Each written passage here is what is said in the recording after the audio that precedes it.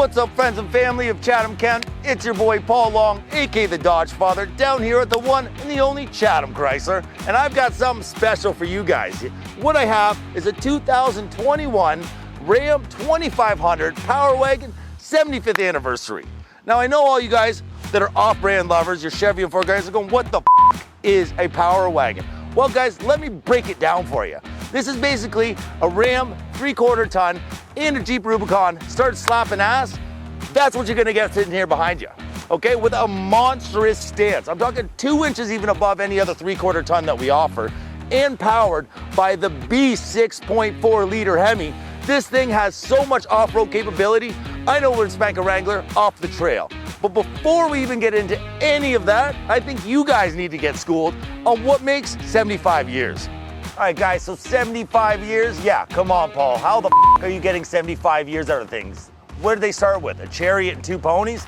Well, guys, I'm gonna break it down for you on where the birthplace of this has happened. So let's step it back a bit. We're talking the 1930s. This is where Dodge is just starting to experiment with 4x4.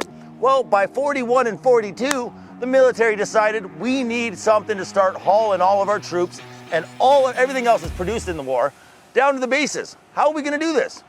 250,000 of these 3/4 ton Dodges were now created.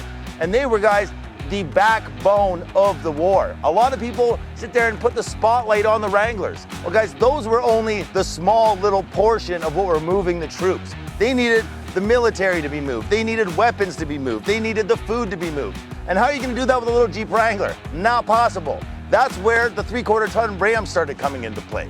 Well, guys, after the war, it was about 1946, they decided, you know what?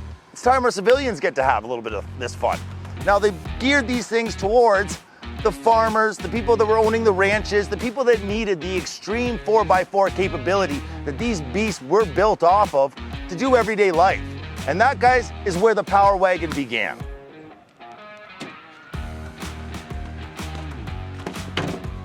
And guys, how did we get here today with 75 years? Well, let me school you a little bit.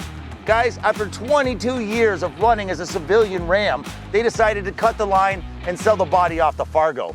But in 2005, Dodge Ram decided to pick it back up and put it on the 2500 lineup. And that, my friends, is a little bit of school knowledge dropped on you guys. Now, keep your eyes out for part 2, where I'm actually gonna break down what makes 75 years of this beast capable and ready for the trails.